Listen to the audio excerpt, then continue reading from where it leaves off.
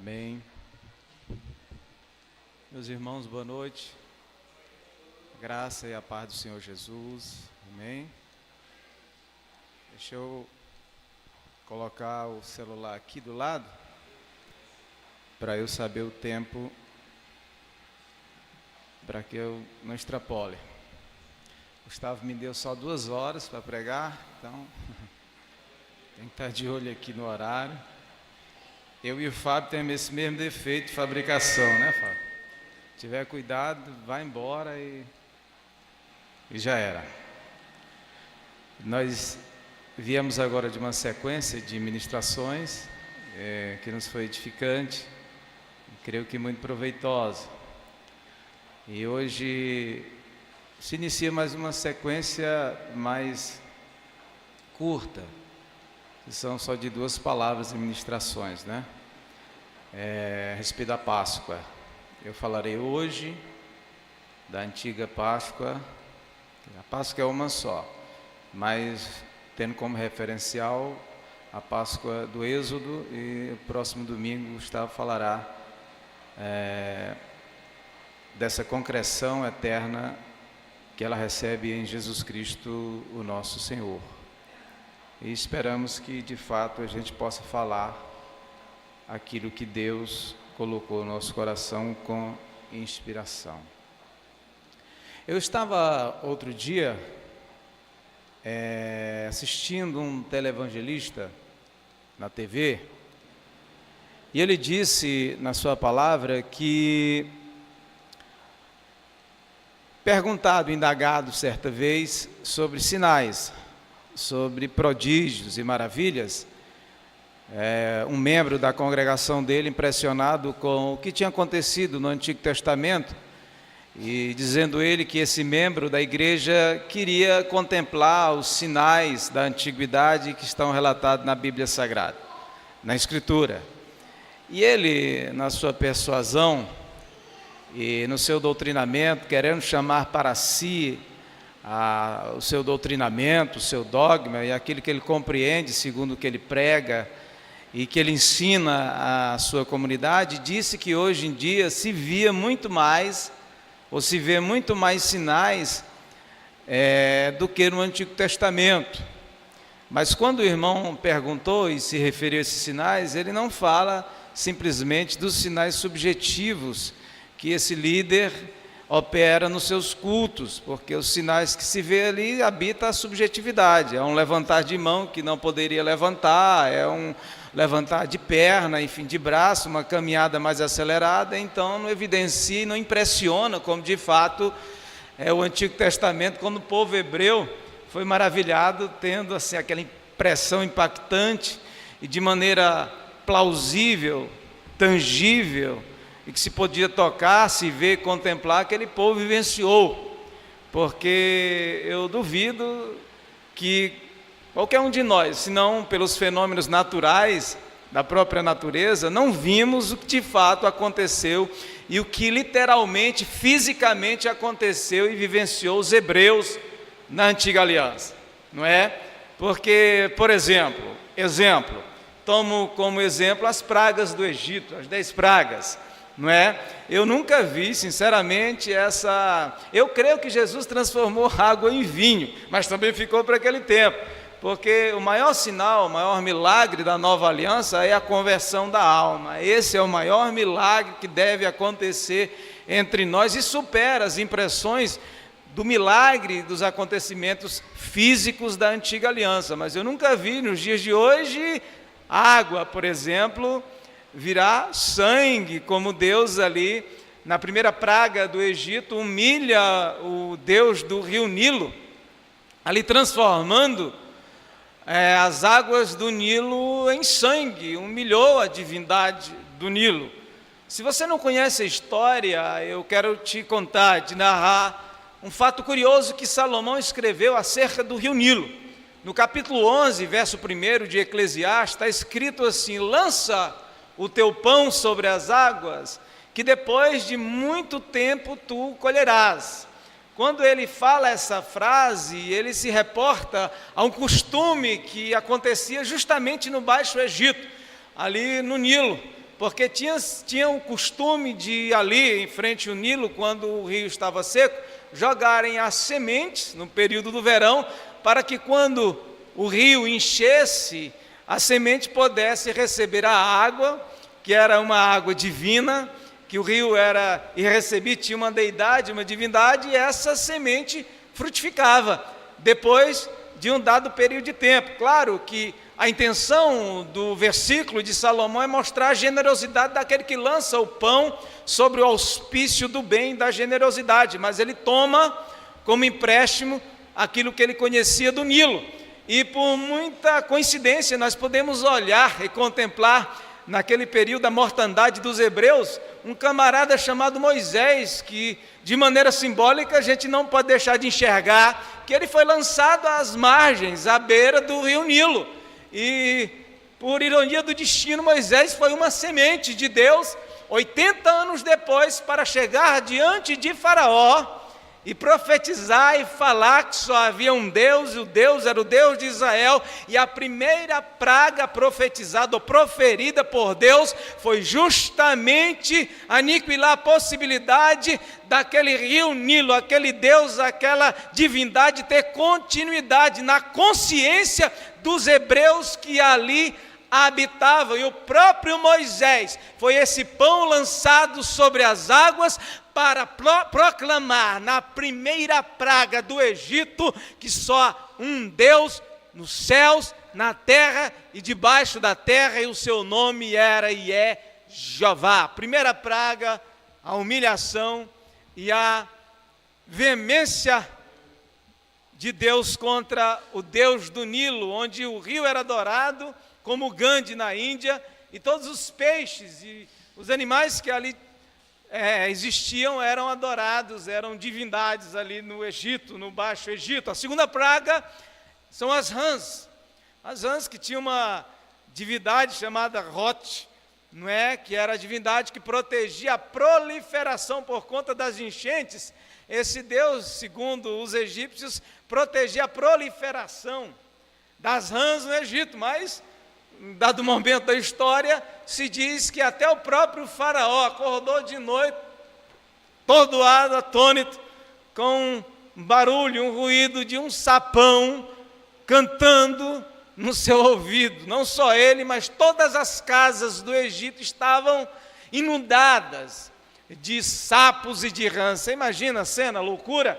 E ele penetrou nas casas e invadiu os quartos e os leitos, e aquilo ficou e virou, se tornou uma praga e uma peste. E o Deus que eles criam, que protegiam as rãs de não entrarem na cidade, nas casas, está aí a mão do Senhor, humilhando o Deus das rãs do Egito. A terceira praga tem um dado curioso, porque os egípcios, eles, se você até ver essas novelas aí, vocês percebem que eles se depilam. Eles se depilavam, você vê, raspam a cabeça, a barba. Inclusive tinha um mandamento na lei que o homem não poderia rapar a barba, nem cortar os cantos do cabelo, que era para não se parecer com os egípcios, porque eles eram muito higiênicos, eles faziam isso por higiene, eram muito limpos, não queriam se contaminar.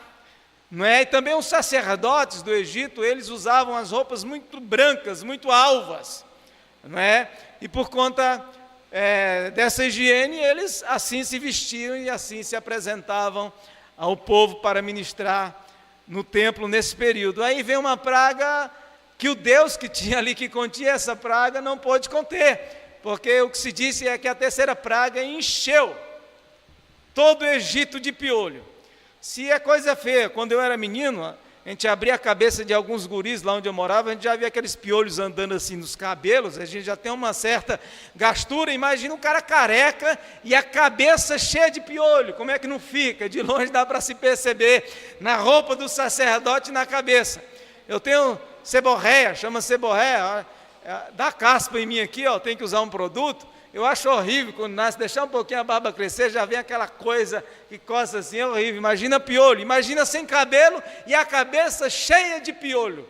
Mas que vergonha, que humilhação. E o povo vendo, e o povo contemplando aquilo ali.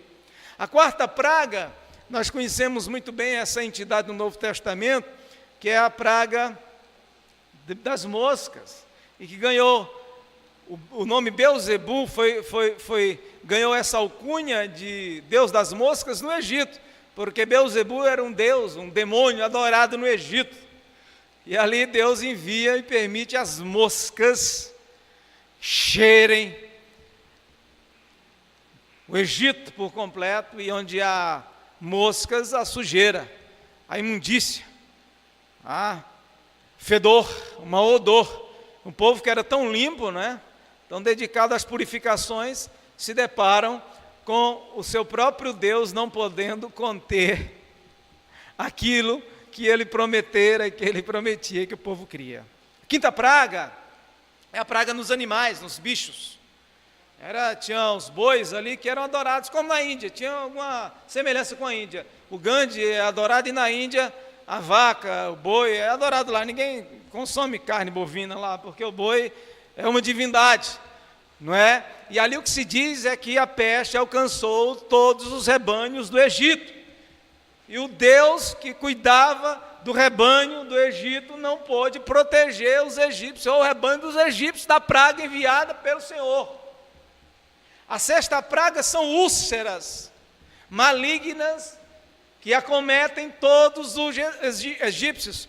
E o curioso é que se diz que a medicina foi desenvolvida e criada no Egito. Além da medicina, tinham seus deuses que prometiam as suas curas, mas nem os médicos, nem os magos de Faraó, nem os deuses do Egito puderam conter as úlceras e a peste sobre o povo egito. A sexta praga, a sétima praga foi saraiva. No hebraico, saraiva, trovão, a palavra trovão em hebraico quer dizer a voz de Deus. Quando você lê o Êxodo, por exemplo,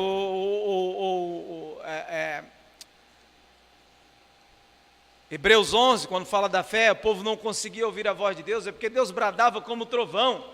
O Apocalipse escreve que a voz do Todo-Poderoso é como o som de muitas águas, é como um trovão.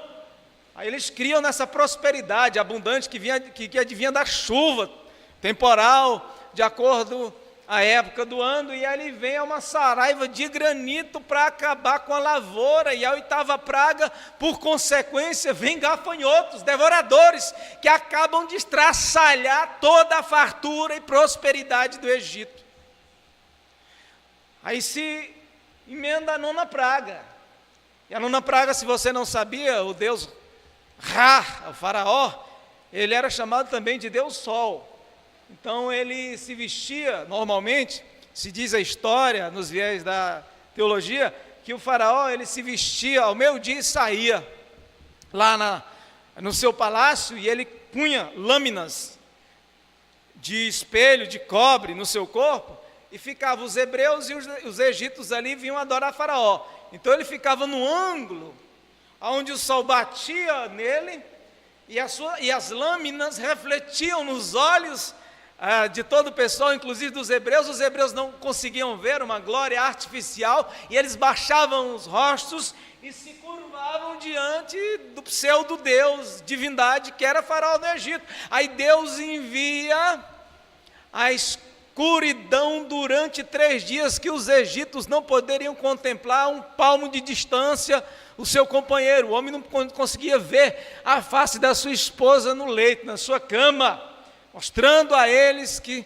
só há luz em Deus. E o curioso é que se diz lá que em Gósen, aonde Israel estava, havia luz em todas as suas casas. Luz em todas as suas casas. E a 10ª praga nós conhecemos muito bem, que é o anjo da morte, que é isso que eu quero falar com vocês aqui esta noite, que é onde se introduz a Páscoa. Páscoa, que quer dizer passagem. E nós sabemos que é a passagem da morte para a vida, que era o anjo da morte, ia passar por todo o Egito. E uma vez passando, se os israelitas não praticassem o que Deus mandara, eles iriam perecer também.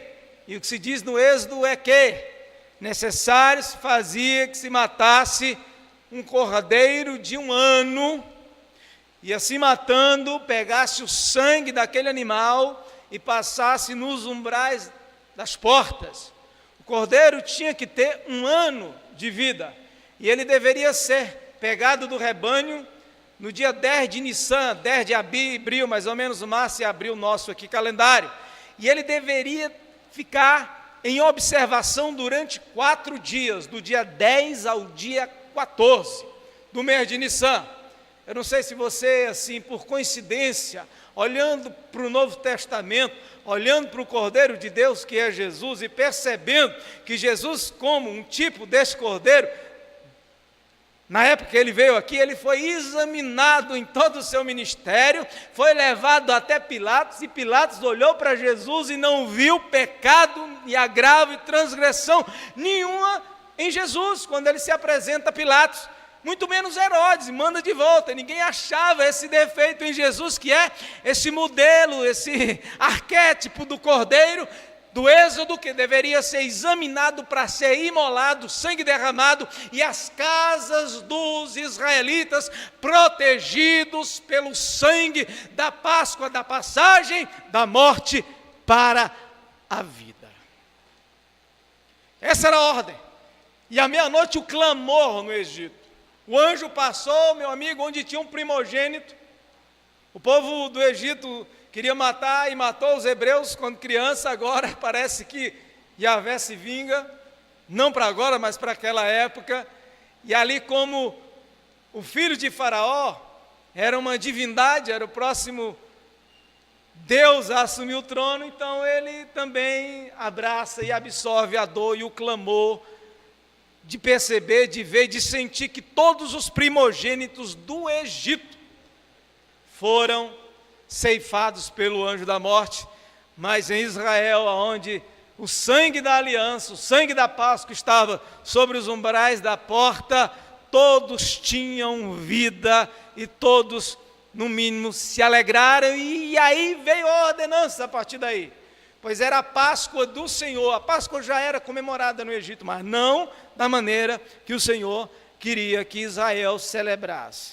E os elementos que eu tomo por empréstimo é justamente aqueles que estão em Êxodo capítulo 12, verso 8, 9 e 11. Depois você confira se quiser acompanhar, que é o que Deus apresenta e o que deveria se fazer. Se mataria um cordeiro de 1 ano, como eu já disse, e ali se consumiria por completo aquele animalzinho perfeito, sem defeito, por cada casa. Se a minha casa fosse pequena, e é pequena, e não desse para eu comer o cordeiro por completo, eu tinha que convidar o meu vizinho, e aí por diante, para que a gente pudesse consumir todo o animal nesta noite, nesta Páscoa.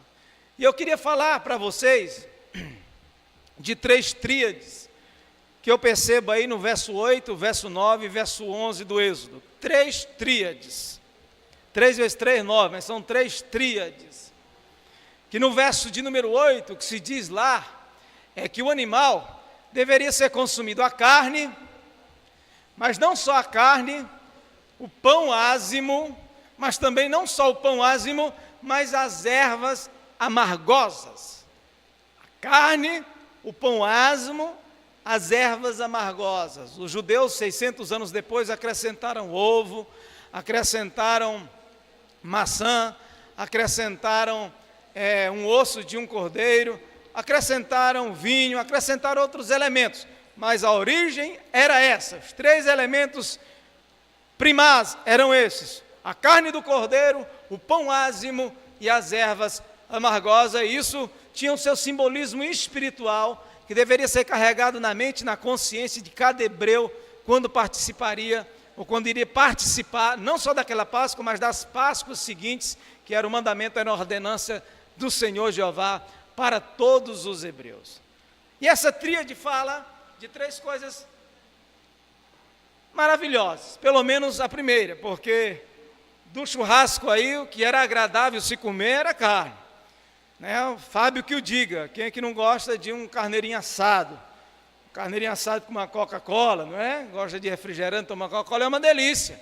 Uma carne assada, meu Deus do céu, eu estou agora com a desgraça de um aço úrico e estou impedido de comer carne vermelha, eu adoro.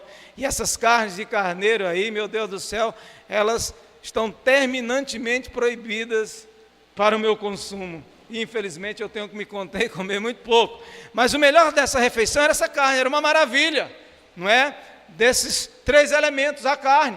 E de forma simbólica, espiritual, isso fala do prazer de andar com o Senhor, isso fala do privilégio de servir a Deus, isso fala do prazer de estarmos aqui na casa do Senhor, consumindo o momento de adoração, a palavra, a comunhão dos santos, de termos a consciência, a alegria de sabermos que temos os nossos nomes escritos e arrolados nos céus, de sabermos da alegria de que Deus tem promessas pessoais, particulares, de que Deus cuida do seu povo, que nos dá o pão de cada dia, que nos deu o Espírito Santo, que nos dá alegria no Espírito Santo, que nos faz sentir essa pulsão de Deus numa reunião como essa, que às vezes nos tira da tristeza para a alegria, que nos faz andar às vezes confiantes e triunfantes nessa graça de Deus. Isso é o churrasco da graça de Deus, é o bom e maravilhoso que tem do Cordeiro de Deus a ser consumido por mim, por você. É uma maravilha. Quem não gosta de uma carne assada, meu irmão? Quem não gosta? Eu adoro. Isso era a maravilha da Páscoa, o cordeirinho assado ali, uma delícia, só que tinha alguns elementos que precisavam ser consumidos também. Dentre eles, depois, era o pão ázimo. O pão ázimo, segundo um historiador chamado José, Flávio José, diz que os hebreus passaram 30 dias, saíram às carreiras do Egito. Então eles não, na pressa, eles só pegavam, molhavam o pão, botavam no fogo, assavam e comia. E uma das interpretações judaicas para o pão ázimo é que é o pão chamado por eles, das interpretações, que é o pão chamado pão da miséria.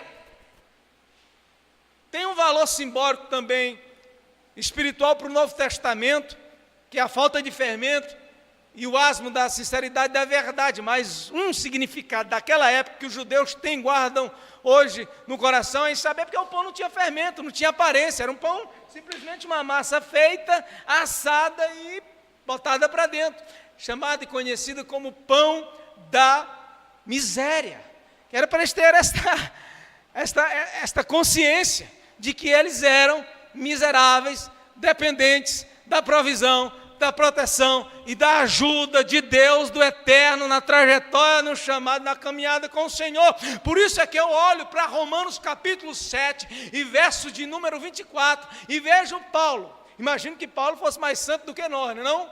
Mas Paulo abre a sua boca e diz a seguinte frase: miserável homem que sou, quem me livrará do corpo desta morte? E para os doutores da teologia, da prosperidade, que se acham que são abençoados, a carta ao Apocalipse, capítulo 3, verso 17, a Laodiceia, a última igreja, o que se diz assim para aquela comunidade que dizia: estou rico e abastado e nada tenho falta. Verso 17 do capítulo 3, Jesus disse: tu és um desgraçado, miserável, pobre, cego e nu.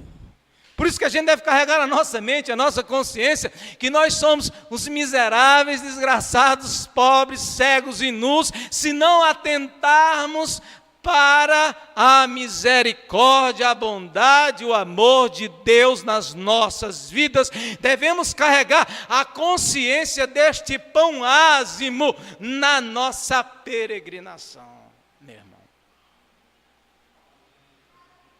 Pão ázimo. Sem fermento e sem fermentação, sem opulência, simples como a simplicidade que nos chamou, requer que andemos nela. O terceiro elemento ali eram as ervas amargosas, ervas amargas, e essas ervas deveriam ser colhidas do deserto, ervas amargas, colhidas do deserto, era que o povo teria que ter na consciência. Os momentos, na memória, os momentos em que eles eram escravos. O Gustavo orou aqui essa noite falando justamente disso aí. Foi uma oração introdutória a esse ponto da palavra nessa noite. Nós éramos escravos. E a escravidão tem seus prazeres. A escravidão tem suas delícias. O povo, quando sai do Egito, quando está na provação lá no deserto, alguns estavam se lembrando dos pepinos, dos melões, das melancias, queriam voltar. Eu lembro que há um tempo atrás, eu estava passando uma prova espiritual muito grande, e eu estava congregando em outro ministério, eu estava indo de moto para a igreja, e eu estava querendo recuar, estava querendo retroceder, eu estava querendo voltar atrás, porque quando a gente quer parar de caminhar com o Senhor, nós só nos lembramos daquilo que de bom nós usufruíamos no tempo em que estava na escravidão do Egito. Você começa a lembrar dos prazeres da carne, você começa a lembrar dos excessos, você começa a lembrar, enfim, dos pecados que são agradáveis à carne, que nós outrora éramos vencidos por ela. E eu me lembro que eu dizia na minha consciência, eu digo, meu Deus, eu vou dar uma parada, eu vou voltar, a prova está grande, eu não estou aguentando. Na mesma hora, Deus falou na minha consciência. Eu lembro como hoje. Eu senti como se Ele falasse comigo, foi na minha mente que reproduziu aquela palavra. E Deus falava assim comigo, rapaz, então tu está se lembrando só dos prazeres? Aí começou, irmão, a detalhar, assim, uma sequência de tragédia, de humilhação, de vergonha, de vitupério, de desgraça que eu passei no tempo de escravidão, a qual eu era ministro e cavalo de Satanás no Egito, na escravidão. E aí naquele mesmo instante eu tive assim, uma reconciliação imediata com o Senhor, abri os meus lábios e glorifiquei, dei graças a Deus, porque a prova dura só um instante, é só um momento, mas saiba que muito pior é o amargor, o amargo, a aflição, a vergonha, o vitupério, a desgraça que nós vivíamos outrora, servindo ao príncipe do Egito, ao Deus desse século, ao próprio diabo e à nossa natureza caída, que tanto nos fazia mal. Traga e carregue isso na sua mente, na sua consciência, e você terás motivo de glorificar e exaltar a cada dia que passa o nome do Senhor teu Deus. Estes são os elementos da Páscoa do Senhor teu Deus. 3. Carne, pão ázimo e ervas amargas se consumiam. Aí no verso 9, será uma consciência. O verso 9 se diz lá que a Páscoa não poderia ser consumida crua e nem cozinhada em água, mas deveria ser assada. Não só o cordeiro, mas o interessante ali é que se diz que 3 coisas teriam que ser queimadas. 3 coisas, que era a cabeça, os pés, as pernas e a fressura por dentro, as tripas. Nós sabemos que o fogo e o sacrifício no altar são elementos primordiais no culto hebreu. Levítico capítulo 6, verso 3, se diz lá: o fogo arderá continuamente sobre o altar e não se apagará. Eu não posso deixar de tomar por empréstimo esse elemento sendo queimado como aquilo que deve ser sacrificado ao Senhor, sacrificado a Deus. Afinal de contas, Jesus sacrificou-se, renunciou à coroa. Ao invés da coroa de glória, foi uma coroa de espinho. Sacrificou, meu Deus do céu, os tapetes vermelhos nos palácios. E andou pelas veredas de morte, a região de sombra de morte, para evangelizar. Jesus teceu o seu interior e a sua entranha de uma verdade absoluta e chocante para todos quantos e todos aqueles que o ouviam, que o escutavam. E eu não posso deixar de aplicar essa tríade à nossa mente, à nossa consciência, e que nós devemos, de fato e de verdade, no mínimo sacrificar, queimar, pôr no altar a cabeça, a nossa mente. Afinal de contas, Paulo diz que nós temos a mente de Cristo. E se nós não sacrificarmos as paixões da nossa mente, da nossa consciência, nós seremos levados ao engodo, ao engano, e seremos consumidos pelo desejo pecaminoso que habita e começa a partir da nossa mente, da nossa consciência. Eu desafio aqui se levantar, um de vocês, qualquer um aqui, eu desafio. Se levantar aqui agora e dizer: hoje aqui, eu não pequei. Eu não tive um pensamento de pecado. Levante um santarrão, que é você se levantando, eu me sentando, me prostrando para orar por você. Porque os pensamentos maus vêm, nos acometem. Só que eles têm que passar. Eles não devem encontrar guarida, porque quando eles encontram guarida e a gente não sacrifica aquele mau pensamento, e cá para nós, às vezes a gente se deixa até levar um pouquinho além daquilo que nos é permitido. Às vezes a gente se pega em cada pensamento, meu Deus, eu já fui longe demais. Pensamentos de toda espécie, de toda natureza, é verdade ou não é? Paulo nos dá um conselho: tudo que for honesto, tudo que for de boa fama, se há alguma virtude, se há algum valor, nisso pensai nas coisas do alto. Mas às vezes a gente se pega pensando nas coisas aqui de baixo. Às vezes a gente prega contra uma coisa, daqui a pouco a gente está preso àquele pensamento, à memória daquela coisa e nos absorve, a horas a fio, aquilo ali nos fazem mal. E eu digo a partir de mim. Porque a lepra no sacerdócio lá em Israel, ela se verificava a partir da calva, da cabeça. Isso é a maneira simbólica de ver as coisas. É por aqui, é aqui que entra, é aqui que começa tudo. Sacrifica.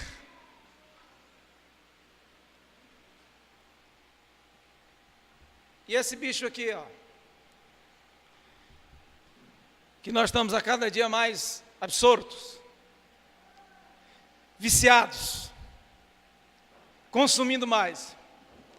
Está duro o negócio, está difícil o negócio. Eu digo a partir de mim, irmãos, né? Não estou julgando ninguém não, porque realmente às vezes a gente passa muito mais tempo no celular do que deveria passar, não é? Passa. Bom quando a gente passa muito tempo na internet pesquisando uma palavra, uma mensagem, alguma coisa assim, mas a gente precisa, eu preciso sacrificar no fogo da graça de Deus maus pensamentos. Queimar no fogo. É o fogo que purifica, o fogo de Deus, fogo purificador. Não só a mente, mas as escolhas da minha vida, os pés, a minha direção, para onde eu vou, porque é só um caminho, mas eu tenho meus caminhos. Ainda que eu tenha os meus caminhos, todos eles devem convergir para o único caminho, que é Jesus, que é o caminho, a verdade e a vida. Por isso, na sua escolha, saiba, tome o conselho. Qual é a vereda que você está andando? O que é que você está escolhendo? Qual o caminho que você quer trilhar? Porque às vezes, irmão, a gente vai por caminhos, e vai por caminhos, e anda por caminhos que não deve andar. A Escritura diz: conformosos são os pés, e anunciar o Evangelho. E como é que diz lá, Fábio, o alemão lá?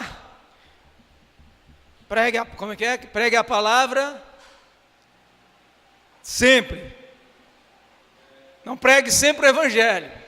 Se possível, use palavras, porque a anunciação do Evangelho é por onde a gente anda. Não é só discurso e palavra, é com vida. E a gente, com a vida, mostra o caminho pelo qual a gente está andando. E as vísceras deveriam ser sacrificadas e queimadas no fogo, a verdade no íntimo. A essência, porque crente aqui é bom. Crente aqui é mole. Aqui é fácil, aqui é bom a gente levantar a mão, fazer uma cara de piedoso. Aqui não é um julgamento a ninguém, mano. É a palavra que Deus colocou em meu coração.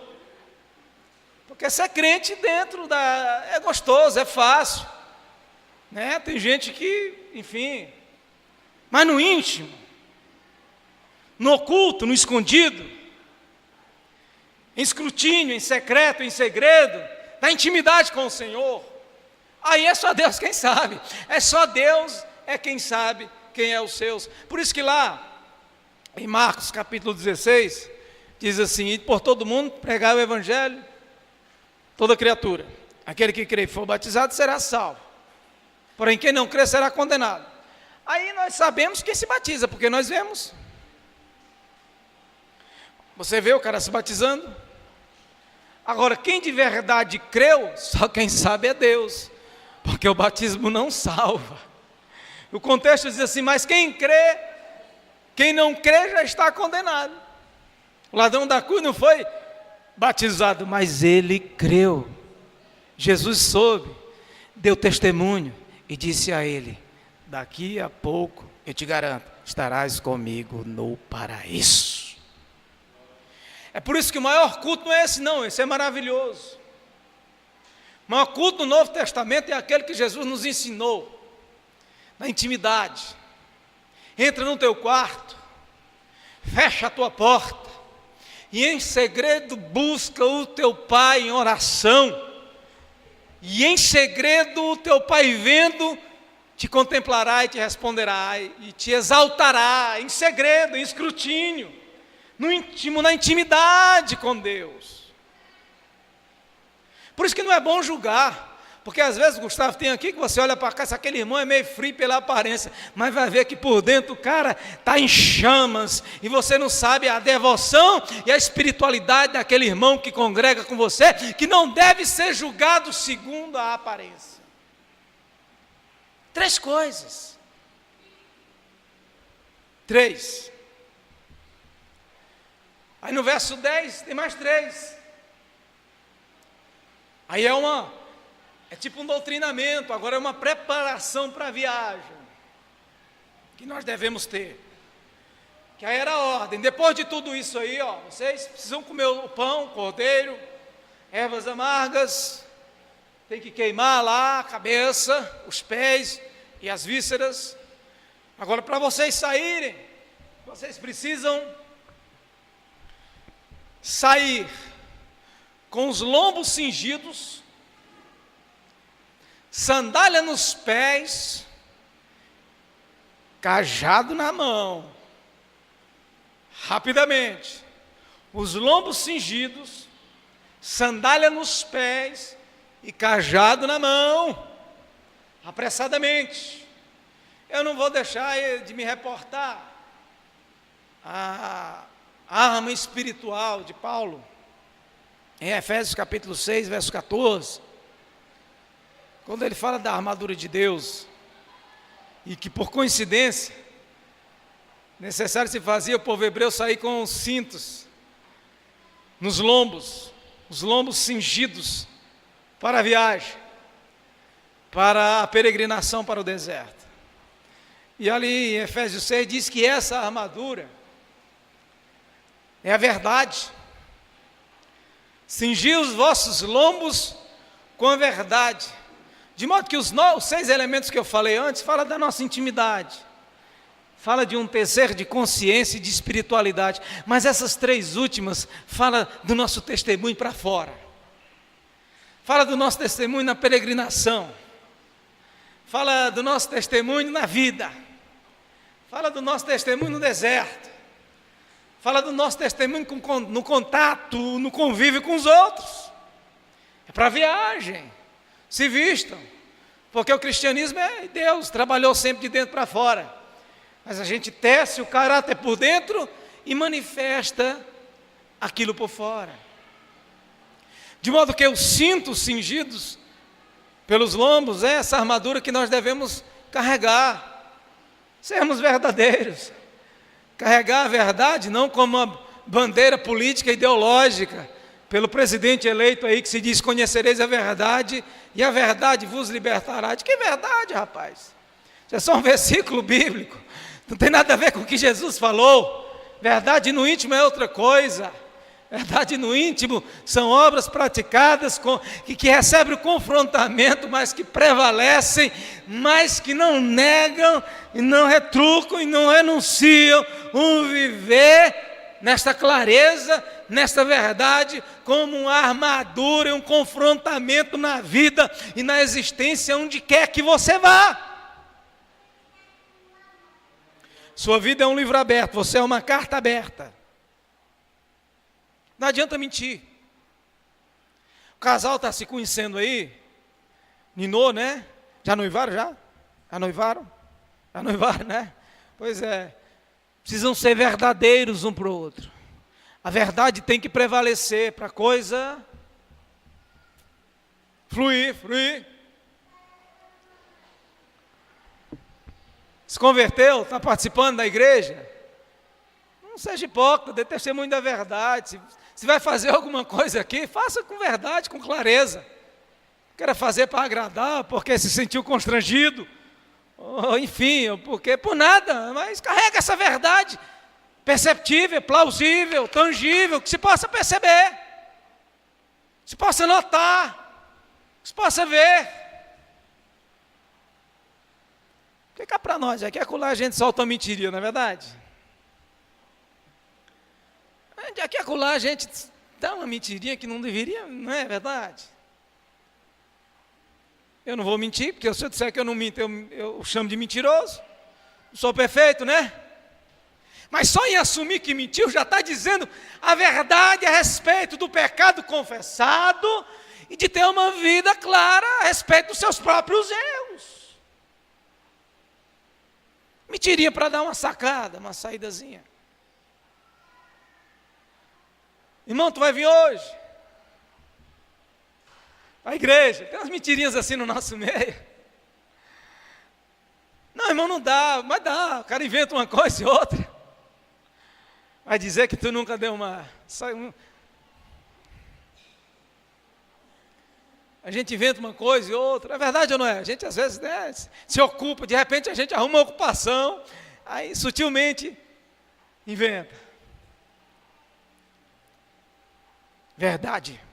Cingir os vossos lombos com a verdade. Eu sei, irmãos, que os hebreus eles usavam outra vestimenta. Eu já vou encerrar, já está quase na hora. Está chegando os 40 minutos, eu vou encerrar.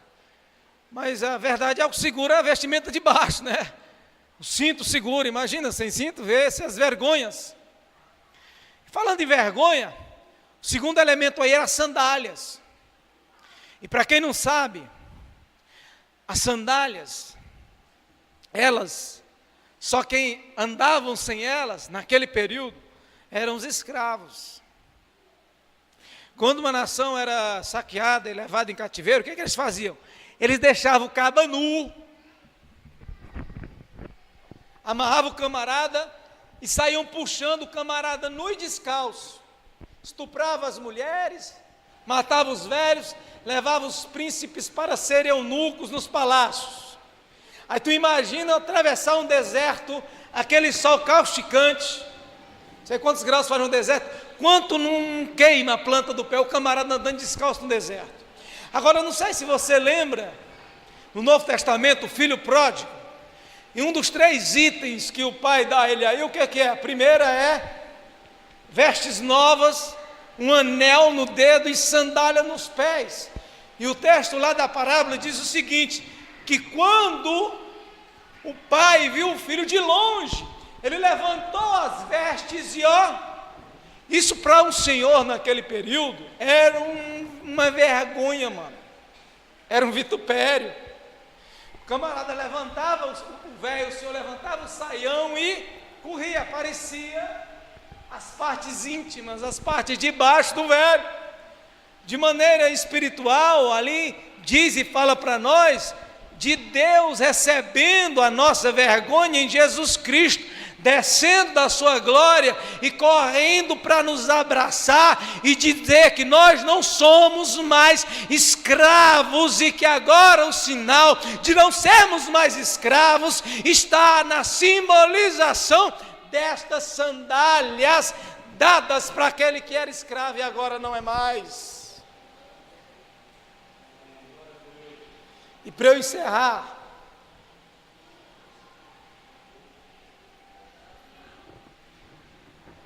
e é notório, né, irmão? Quando o cara é escravo de alguma coisa, as pessoas percebem. Ou não? Né? Eu costumo dizer assim, quem prega tem muito cuidado para viver direitinho, porque você às vezes vai falar alguma coisa e o cara diz, eita, tem muita pessoa se entristecendo com pessoas em igreja, porque convivem com ela e ela fala. E terceiro, para encerrar, o cajado, o bordão. cajado era para se apoiar. Hebreus capítulo 11, verso 21 diz que Jacó abençoou todos os filhos de José, encostado à ponta do seu cajado, do seu bordão. Nós, eu e você, aqui tem um pastor, só que nós, ainda que tenhamos pastor segundo os homens, devemos ficar sabendo que cada um de nós recebemos essa graça de sermos sacerdotes. Todos nós somos sacerdócio real, a nação eleita. Pedro diz isso. Todos nós somos sacerdotes, todos nós pastoreamos, seja uma comunidade, seja um grupo na comunidade, seja o nosso lar, seja a nossa casa, seja onde for, você é líder em algum lugar. E essa liderança, ela deve ser percebida com essa confiança, com esse apoio, com essa consciência e com esta, sobretudo, a autoridade que Deus lhe deu para liderar, seja a sua casa, seja a comunidade, seja a igreja, seja lá o que for, porque cajado também fala de autoridade, não autoritarismo, mas de autoridade. Autoridade pelo exemplo, porque quando Paulo manda a carta a Timóteo, as referências do bispo ali tinham que ser familiar, tinham que ser públicas, tinham que ser eclesiásticas, tinham que ser espiritual, porque mandava o camarada dar testemunho dentro da casa, da família, da mulher, dos filhos, tinha que dar o testemunho à sociedade, os que são de fora, tinha que dar testemunho até o próprio Satanás. Depois, tinha que ser apto para ensinar, mas vivendo como exemplo, e dando exemplo, e tendo o cajado nessa peregrinação. O cajado, a sandália e os lombos cingidos. De modo que essa é a nossa Páscoa, ou metade dela. O complemento dela será falado por Gustavo domingo que vem. Ele fala da Páscoa de Jesus no Novo Testamento. Então, como cordeiro, mas não esqueça do asno, não esqueça das ervas amargosas, não esqueça do sacrifício da tua consciência, da tua mente, muito menos dos teus caminhos, nem das tuas vísceras, a intimidade no íntimo, nem deixe de cingir os teus lombos com a verdade, nem deixe de usar as sandálias da liberdade. Você é livre, muito menos o cajado e a autoridade que Deus te deu. Vamos orar em nome de Jesus. Se você puder ficar de pé e quiser ficar de pé, para a gente encerrar, eu já passo o trabalho a Gustavo. Senhor Deus, eu te agradeço. Nós te louvamos e te somos gratos nesta noite, pela oportunidade e o privilégio de sabermos e crermos que Tu és a nossa Páscoa. Tu és o Cordeiro de Deus que tira o pecado do mundo. Tu és aquele que lavrou os portais da nossa casa, do nosso coração. Tu és aquele, Senhor, que nos fez passar da morte para a vida. Tu és aquele, Senhor, que nos fez entender, Senhor, que nós somos miseráveis e sem a Tua graça e a Tua misericórdia continuaremos sendo, o Teu perdão.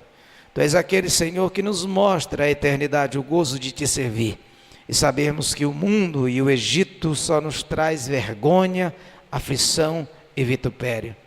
Tu és aquele, Senhor, que nos dá força para purificarmos a nossa mente.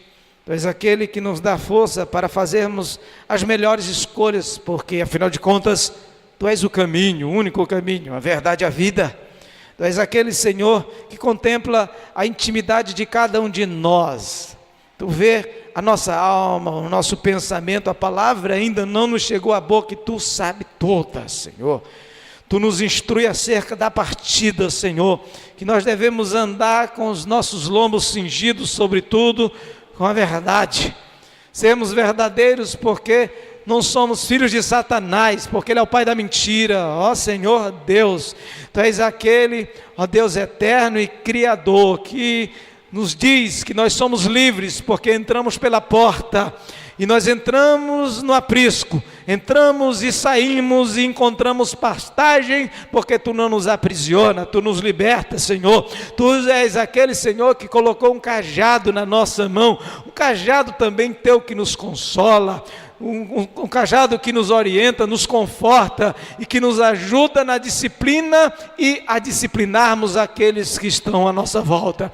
Em tudo e em tudo nós queremos Te louvar e ser sempre, para sempre na nossa mente e no nosso coração, a nossa única, exclusiva e verdadeira Páscoa. Nos abençoa em tudo e por tudo, é o que Te oramos e Te pedimos em nome de Jesus. Amém.